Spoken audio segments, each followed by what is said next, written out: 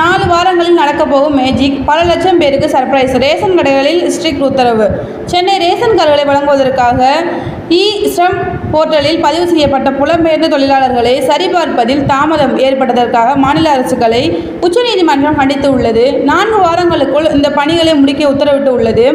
இந்தியாவில் வேறு மாநிலங்களில் உள்ள புலம்பெயர்ந்த தொழிலாளர்களுக்கு ரேஷன் கார்டு வழங்க இ-ஸ்ரம் போர்ட்டல் உள்ளது. இதில் பதிவு செய்யப்பட்டவர்களுக்கு ரேஷன் கார்டுகளை வழங்க வேண்டும் என்று விதி உள்ளது. ஆனால் பல மாநிலங்கள் இந்த போர்ட்டலில் பதிவு செய்தவர்களுக்கும் ரேஷன் கார்டுகள் வழங்குவது இல்லை. புலம்பெயர்ந்த தொழிலாளர்களின் சரிபார்ப்பை முடித்த மாநிலங்களுக்கு உணவு தானியங்களை வழங்கவும் உச்சநீதிமன்றம் மத்திய அரசுக்கு உத்தரவிட்டது.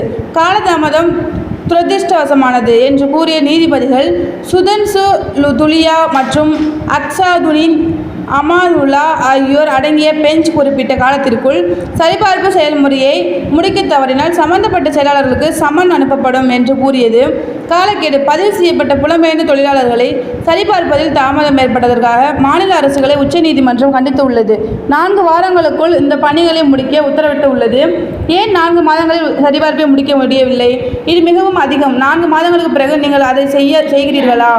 மேலும் 2 மாதங்கள் தேவை என்று சொல்லும் தைரியம் உங்களுக்கு உள்ளது. முழு சரிபார்ப்பையும் 4 வாரத்திற்குள் முடிக்க வேண்டும் என்று நாங்கள் இதன் மூலம் அறிவுறுத்துகிறோம். கூடுதல் நேரம் கேட்கக்கூடாது. புலம்பெயர்ந்த தொழிலாளர்களின் சரிபார்ப்பை 100% முடித்த மாநிலங்கள் பீகார் மற்றும் தெலுங்கானா மட்டுமே இந்த உச்சநீதிமன்றம் குறிப்பிட்டது. விசாரணையின் போது மனிதர்கள் சார்பில் ஆஜரான வழக்கறிஞர் பிரசாந்த் பூஷன் சில மாநிலங்கள் சரிபார்ப்பு பணியை முடித்துவிட்ட நிலையில் சில மாநிலங்கள் இன்னும் பயிற்சி தொடங்கவில்லை.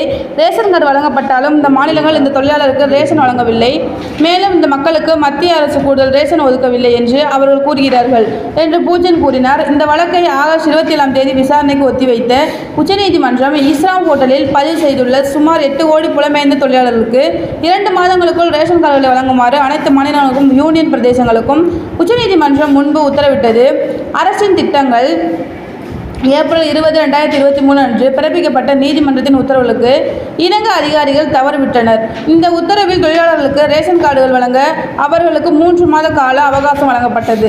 அனைத்து ரேஷன் கார்டுதாரர்களின் இ-KYC-யை தொகுப்பதற்கு முன்பு புதுப்பிக்க வேண்டும் போன்ற தடைகளை வைப்பதன் மூலம் தேவையற்ற தாமதங்கள் ஏற்படுவதாக உச்சநீதிமன்றம் கூறியது.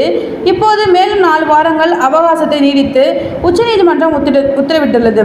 ஆதார் கார்டு சரிபார்ப்பு போன்ற காரணங்களுக்காக இந்த பணிகளை தாமதம் செய்யக்கூடாது என்று உச்சநீதிமன்றம் உத்தரவிடப்பட்டுள்ளது.